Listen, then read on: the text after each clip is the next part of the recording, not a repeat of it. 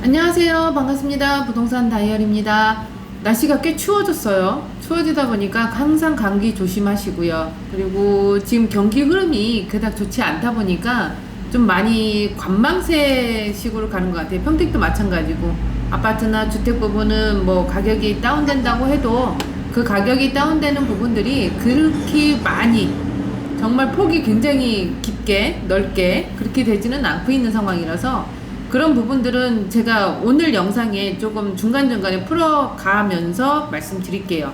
오늘 영상은 평택이라는 곳은 굉장히 범위가 넓어요. 넓다 보니까 주 이슈가 되는 게 고덕신도시랑 지제역인 거지 다른 데도 굉장히 이슈가 되는 데가 많아요. 이슈가 이 두 개가 너무 크다 보니까 브레인시티도 좀 웬만치 이제 좀 밀렸고, 그리고 안중역이라는 곳도 지금 이제 안중역 부분이 이제 가시화되기 시작했었죠.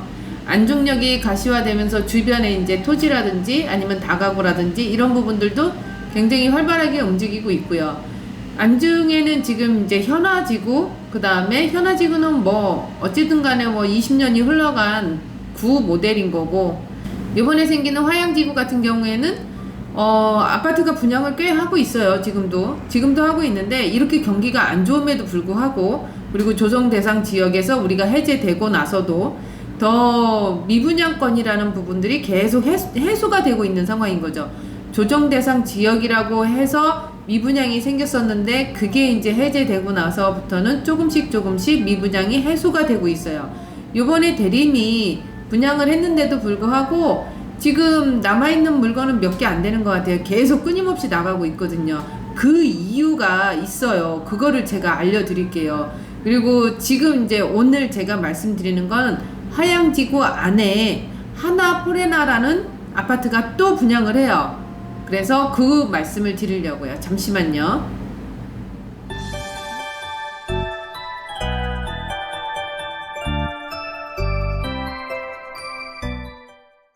자, 이제 시작해 볼게요. 제가 말씀드렸잖아요. 지금 평택 안중에 있는 화양지구 안에 있는 하나포레나가 이제 아파트 분양을 할 건데, 여기를 좀 관심 있게 봐야 되는 이유가 있어요. 왜냐면 지금 경기 흐름이 안 좋아서, 그래서 이제 아파트 투자하시는 분들이 많이 망설이는 상황인 거고, 경매 정말 보셔야 되는 게 맞아요. 그런데 위치에 따라 달라요. 경매를 보는 그 위치에 따라서 다르는 게, 고덕신도시나 그 인근으로는 경매가 나오면 무조건 잡으셔야 되는 게 맞는 거고, 요 안중 같은 경우에는 경매 물건이 아파트가 아니고 주택 부분을 많이 보셔야 되는 거고, 아파트 같은 경우가 너무 노후화가 됐거든요. 그리고 요 화양지구 자체가 평택항하고 지금 형성되어 있는 그 현아택지지구하고 중간이란 말이죠.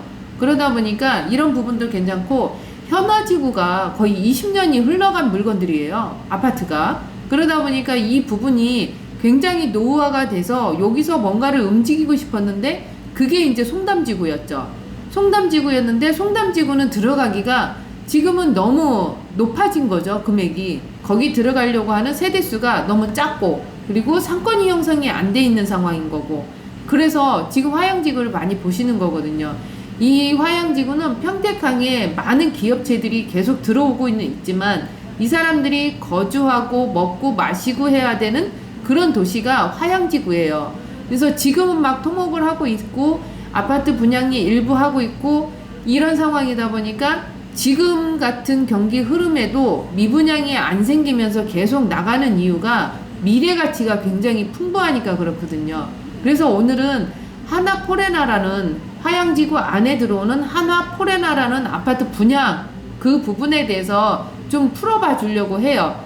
아직까지는 정확한 분양가라든지 타입이라든지 이런 부분들은 안 나왔어요. 그런데 이게 나중에 나와가지고 청약을 해도 되는 거고, 제가 봤을 때는 청약을 해서 일부 뭐 나올 수는 있어요. 그렇지만 어느 타입들은 미분양이 좀 나올 수 있어요. 왜냐면 대림도 그랬고, 하나포레나 같은 경우에도 좀 미분양이 나올 수 있으니까 그때는 청약통장이 필요 없거든요. 내가 필요한 부분에 대해서 가가서는 이제 동호수 지정하면 되는 상황이 될 수도 있어요.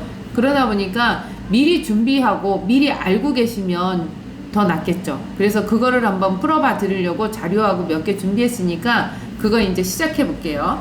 지금 보이는 곳이 여기가 이제 평택항 쪽이에요. 평택항인 거고, 제가 이렇게 보여드린 게 왜냐면 요 송탄 출장소 있는 쪽에 뭐가 있어요? 고덕국제 신도시가 있어요. 조금 더 키워보면 이렇게 나오죠. 여기가 이제 삼성전자인 거고, 여기가 고덕이에요. 여기가 고덕이고, 지금 얘기하는 화양지구는 요 정도가 돼요. 출장소 조금 지나서.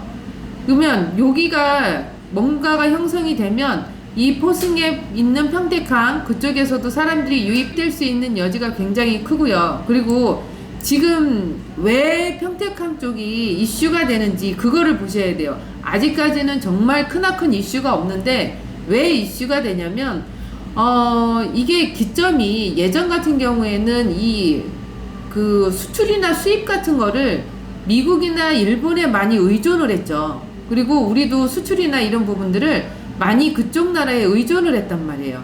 그게 이제 만약에 선적을 하게 될 경우에는 부산이나 뭐 이런 식으로 해서 일본을 가든지 미국을 가든지 이런 식으로 가는데, 이제는 미국하고 일본이 아니란 말이죠. 지금은 어디? 중국이에요. 중국에다가 물건을 수출을 하거나 수입을 하거나 이런 식이 되다 보니까 그 거점이 어디냐, 그게 제일 중요한 거죠. 어디로 내려와요? 인천이나 화성이나 평택으로 내려오겠죠. 화성은 뭐 항이 없다 보니까 이제 인천항, 그 다음에 평택항 이런 식으로 내려오는 상황에서 여기서 이제 물동량들이 많아지는 거죠. 그렇게 되면 왜 우리나라에서 얘기하는 건 서해안축을 살리겠다라고 얘기를 하고 있잖아요. 그게 뭐냐, 우리는 관광은 강원도 동쪽을 갖다 살리는 거고, 서해안축 라인 같은 경우에는 물류예요. 물류다 보니까 이런 게 다 미래에 대한 이제 가치가 들어가 있는 거죠. 그래서 평택 같은 경우에는 굉장히 지역이 괜찮은 게 자족 도시가 정말 잘 활발하게 이루어지는 도시라고 볼 수 있는 거죠. 거기에 삼성이 들어와 있어, LG가 들어와 있어, 평택항이 개발이 되면서 중국하고 교역이 굉장히 활발해져. 여기에 들어오는 게 인구 수가 들어오는 거죠. 인구 수가 늘어나면 늘어날수록 가구 수가 늘어나는 거고, 가구 수가 늘어나면 늘어날수록 여기에 인구가 모이다 보니까 기업들이 일로 들어오는 거고, 기업들은 뭘 보고 들어와요? 일하기 편한 거, 그 다음에 직원들 채용이 편한 쪽, 그 다음에 내가 물류를 하는데 이 물류 같은 경우가 굉장히 교통이나 이런 부분들이 편한 편한 쪽으로 들어온단 말이에요. 그게 어디예요? 평택이란 말이죠. 인구가 지금은 58만이에요. 58만인데 이게 급속도로 늘어날 거예요. 2020년도를 기점으로 해서 굉장히 인구가 많이 늘어나고 있는 데가 평택. 그 평택에 뭔가를, 부동산을, 아니면 뭔가 내가 취업을, 이거는 평택을 좀 많이 보셔야 되는 상황. 취업은 취업대로 돌아가지만 부동산은 그래도 투자할 수 있는 여력이 되신다면 보셔야 되는 게 맞는 거죠. 제가 조금 전에 서두에도 말씀드렸잖아요. 경매를 좀 많이 보라고. 경매, 공매를 보는 건 맞아요. 그렇지만 이 평택항 그쪽은 지금 분양하는 이 아파트 같은 경우에도 괜찮단 말이죠. 분양가가 얼마가 나올지는 모르겠지만 내가 청약통장을 쓰라고 얘기하는 건 아닌 거잖아요. 청약통장을 써서 정말 실질적으로 내가 실거주를 할 거예요 라고 하는 사람들은 청약통장 쓰셔도 돼요. 하지만 그전에도 제가 대림 때도 얘기했듯이 미분양이 날 거니까 내가 가서 동호수를 지정할 수 있으니까 청약통장 쓰지 마시고 그냥 미분양 나오는 거 가서 죽집하세요. 그게 맞는 것 같아요. 그래서 오늘은 하나포레나 그 위치하고 그 다음에 어떤 식으로 공략을 해야 될지 이제 그거를 좀 말씀드릴게요. 서두가 굉장히 길었어요. 그래서 이 부분을 말씀드릴게요. 위치는 이쪽이에요. 좀 키워서 보면은 평택항하고의 거리가 굉장히 가깝거든요. 여기 보시면 여기가 이제 하나택지지구거든요. 하나택지지구인데 하나택지지구는 80만 평이에요. 80만 평에 아파트도 들어오고 학교도 들어오고 상업시설도 들어오고 그 다음에 출장소가 이쪽으로 이전을 하죠. 그러다 보니까 관공서도 들어오는 상황이라서 그렇게 됐을 때는 내가 현아지구에 살아요. 현아지구에 사는데 이 현아지구는 상권은 그냥 형성이 되어 있는데 나는 옮겨가려고 하겠죠. 왜냐면 지금 이 모델이 아까도 서두에도 말씀드렸듯이 20년이 넘어간 그런 아파트들이단 말이에요. 그러니까 나는 화양지구로 넘어갈 거예요. 송담지구에 계시는 분들은 넘어가는 게 좀 쉽지가 않아요. 왜냐면 거기에는 이제 안중역이 가깝다 보니까 안중역이 생기는 그쪽하고 가깝다 보니까 송담지구에 계시는 분들은 그냥 계실 것 같고, 현화지구에 있는 사람들이 이쪽으로 옮겨갈 수 있는 여지가 굉장히 커요. 왜냐면 이 부분이 20년이 넘었다고 얘기를 했잖아요. 그런 것도 있지만 또 한 가지는 여기에 소득 수준이 굉장히 높거든요. 기아나 현대나 한라공조나 아니면 만도나 이런 식으로 다니는 기업체에 다니는 직원들이 많기 때문에 여기에 이제 페이가 좀 세잖아요. 그래서 이분들 같은 경우가 현아지구에 살고 있다 그러면은 나는 화양지구로 옮겨갈 거야 라고 하시는 분들이 굉장히 많으세요. 그래서 대림도 그랬고 요번에 하나포레나도 그렇게 될 수밖에 없는 상황. 그래서 여기를 보시면 되는데 이 위치에 하나포레나가 어디에 들어오냐면 지금 여기 중심상업지단 말이죠. 여기 상업지 지역에 바로 이쪽에 이제 하나포레나가 들어오는 거예요. 그러면은 여기에 이제 하나포레나가 들어오고 여기는 초등학교인 거고 초등학교를 품은 그런 아파트예요. 우리가 굉장히 좋아하잖아요. 초등학교를 품은 아파트. 여기도 이제 초등학교를 품은 아파트. 초등학교는 예정이에요. 확장이 아니에요. 그런데 지금 위치상으로 봤을 때는 초등학교는 들어올 수밖에 없는 자리라 보니까 초등학교를 품은 자리라고 볼 수 있는 거고 내가 상권을 다 쓸 수 있을 만한 그런 위치란 말이죠. 그러니까 위치는 괜찮다는 거지. 그래서 여기 부분이 하나포레나 자리는 굉장히 괜찮은데 이게 이제 어떤 식으로 나올 건지 그거를 이제 풀어봐 드릴게요. 포레나 평택 화양에 대해서 일정표를 알려드릴게요. 모집 공고는 모집 공고는 10월 27일 날 모집 공고일인 거고요. 29일 날이 이제 28일 날이 그랜드 오픈일. 그 다음에 제일 중요한 1순위 청약이 11월 8일. 이때까지 준비는 다 해주셔야 되는 상황인 건데 모집 공고일 전에 무조건 다 준비를 하셔야 돼요. 내가 통장에 200만 원이 없어, 300만 원이 없어, 그러면 모집 공고일 안에 무조건 갖다가 그걸 채워 넣으셔야 되는 상황이라서 이렇게 보시면 될 것 같고요. 그거 또 볼게요. 그리고 제가 서두에도 말씀드렸듯이 조정대상 지역이 해제됐어요. 평택이. 그러다 보니까 조정대상 지역이 해제가 된 거죠. 평택이. 그래서 수도권의 비규제 지역이에요. 그렇게 됐을 때는 시등록세나 이런 부분들도 중과가 없고요. 양도소득세나 이런 부분들도 중과도 없고 중간에 내가 주택수 그 부분만 이제 산입이 되는 상황이라서 좀 투자하기는 편하신 거죠. 어찌 보면은 평택이 빠졌다는 게 실무에 있는 저는 굉장히 좋은 상황인 거거든요. 이슈가 너무 많은 지역에 살고 있지만 이슈가 너무 많은 지역에서 부동산을 하고 있지만 여기서 지금 비규제 지역으로 된다라는 게 굉장히 큰 이슈가 되고 있는 거죠. 이렇게 너무 많은 크나큰 이슈들이 있는 상황에서 부동산에 대한 투자나 이런 부분들이 활발하게 이루어질 건데 지금 당장 경기가 이래서 그러는 거지 지금이 어찌 보면은 매수자들은 지금이 타이밍인 거죠. 굉장히 좋은 기회가 온 거예요. 규제 지역도 풀리고. 그래서 이렇게 보시면은 규제 지역에 풀렸다는 내용, 이 상황인 건데, 보시면은 왜 우리가 세대주만 했었던 부분이 세대원도 청약이 가능하다. 이게 이제 비규제 지역에서 나오는 상황인 거고요. 그 다음에 청약통장 가입이 24개월이었는데, 우리는 가입 기간이 12개월만, 1년만 지나면 돼요. 그래서 이 부분도 있고 그 다음에 중도금 대출 부분이 LTV 50%인데 뭐 LTV 70% 그리고 DTI 60% 뭐 이런 상황인 거고요. 그리고 제일 중요한 게 재당첨 제한이라는 게 없어요. 재당첨 제한이 7년 제한 뭐 5년 제한 이런 게 있었는데 이 재당첨 제한이 없어지면서 이게 제한이 없음으로 되는 상황이라서 너무 좋은 거죠. 그리고 취득세가 중과가 됐는데 중과가 없어요. 2주택자는. 근데 3주택자 이상부터는 중과가 되고 2주택자까지는 기본 세율로 가는 거죠. 그리고 양도소득세는 중과가 배제가 돼요. 그래서 1세대 1주택 2년 보유 거주 의무가 없어요. 그랬을 때 비과세. 그 다음에 자금 조달 계획서를 이 거래 조정 대상 지역에서는 제출을 의무화 시켰는데 우리는 6억 이하는 제출 의무가 없어요. 6억 이상 되는 거는 제출 의무는 찾아봐야 될 것 같아요. 그거 있고 그 다음에 주택담보대출 같은 경우는 처분 및 전입 의무는 없어요. 근데 그 전에는 처분하는 조건이나 아니면은 뭐 내가 전입하는 의무를 꼭 이 각서를 써야 돼서 조금 힘들었었는데 그게 이제 없어진 거죠. 그래서 이 부분이 굉장히 큰 이슈인 거고요. 또 볼게요. 여기 화양지구 안에 있는 하나포레나 같은 경우에는 이게 그 옵션이라는 게 있잖아요. 그 대림 거 같은 경우에는 제가 이제 영상을 하나 올려드릴 건데 거의 다가 옵션이었었어요. 뭐를 해도 플러스 옵션, 뭐를 해도 플러스 옵션, 뭐 계속 이제 옵션이 플러스가 되다 보니까 제가 그때도 그랬거든요. 뭘 해도 다 플러스라고, 뭘 해도 옵션이네? 이 소리를 했는데 지금 하나 포레나 같은 경우에는 제가 아직까지는 모르는데 가서 보면은 이제 많은 옵션이라는 부분들이 이제 포함으로 되어 있고 옵션은 따로 빠졌다고 하더라고요. 그래서 제가 한 27일날 정도에 유튜브를 이제 영상을 찍으러 가니까 그때 보면서 다시 한번 정확한 거 말씀드릴게요. 그래서 이렇게 보시면 될 것 같고요. 또 볼게요.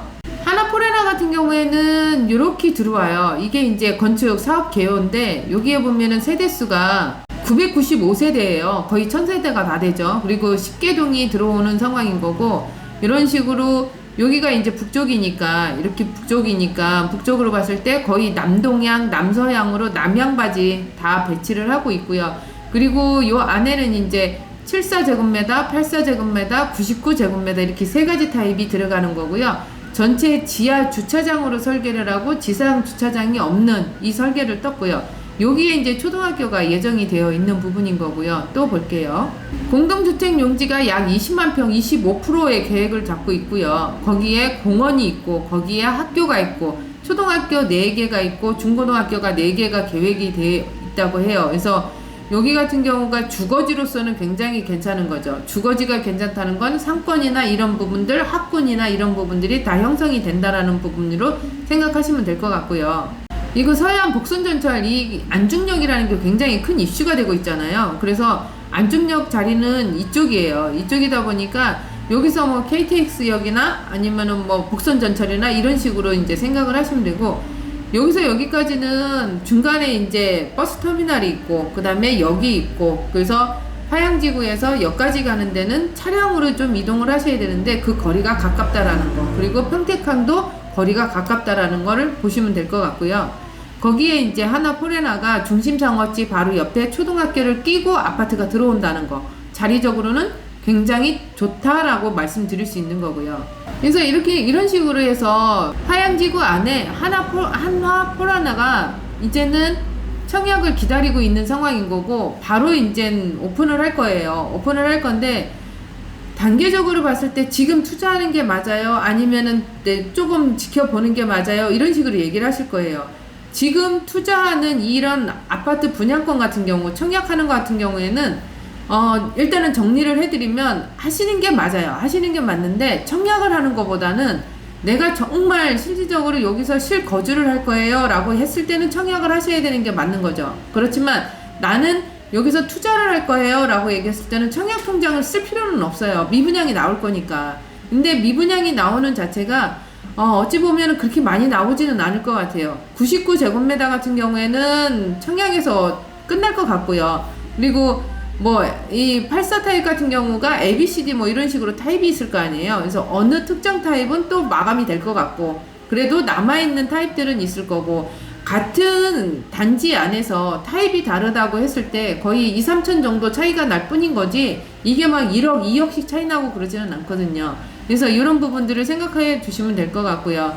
그래서 제가 지금 말씀드리는 거는 이 화양지구에 하나 포레나를 보셔도 괜찮다. 위치적으로는 정말 탁월하고 좋다. 좋은 대신에 청약통장은 굳이 이 생각이 드는 거고, 미분양이 났을 때 주축하러 가는 상황, 그 상황은 준비를 해 두시는 것도 괜찮고, 분양가가 높지 않아요 라고 얘기를 할 거예요. 그런데 분양가 자체는 지금은 토지 가격하고 건축비가 계속 올라가는 상황이다 보니까 이 부분은 하나 포레나가 화양지구 안에서 그나마 지금 나오는 거 분양가 대비 제일 괜찮다라고 봐요.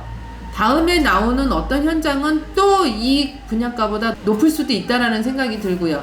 그 대신에 이런 식으로 투자를 하러 들어갔을 때는 이 갭을 보는 게, 내가 뭐 4억의 갭을 본다라고 예를 들어서 들어갔으면 지금은 4억이라는 갭을 못 보고 2억만 볼 수 있는 상황이 될 수밖에 없는 거죠. 그 대신에 이거 같은 경우는 지금 이제 금리가 굉장히 높은데 내가 지금 들어가면서 이 금리를 다 감당해야 되는 거는 아니잖아요. 2년 후 물건이 될 수도 있고 2년 반 물건이 될 수 있는 거잖아요. 입주 때까지는 기간이 있으니까. 그때 되면 지금처럼 금리가 그렇게 천정부지로 뛰어오르고 그러지는 않을 것 같아요. 웬만치 조정이 들어오겠죠. 그래서 내가 실질적으로 입주할 때는 이 금리 부분이 조금은 정리가 된 상황에서 대출을 받고 들어가지 않을까 이제 그런 생각이 들어요. 그래서 이 부분은 한번 유심히 주의 깊게 보셨다가 한 번 정도는 줍줍하러 들어가는 것도 괜찮지 않을까 그런 생각에 영상을 올려드렸고요. 제가 27일날 그 유니티 보면서 다시 한번 영상을 찍을 거예요. 그때 다시 한번 정리를 해가면서 영상을 올려드릴게요. 그래서 이렇게 보시면 될 것 같고요. 두서없이 말씀드렸는데 괜찮으셨으면 좋아요, 구독, 알람 설정 해주시고요. 이상으로 부동산 다이어리였습니다. 감사합니다.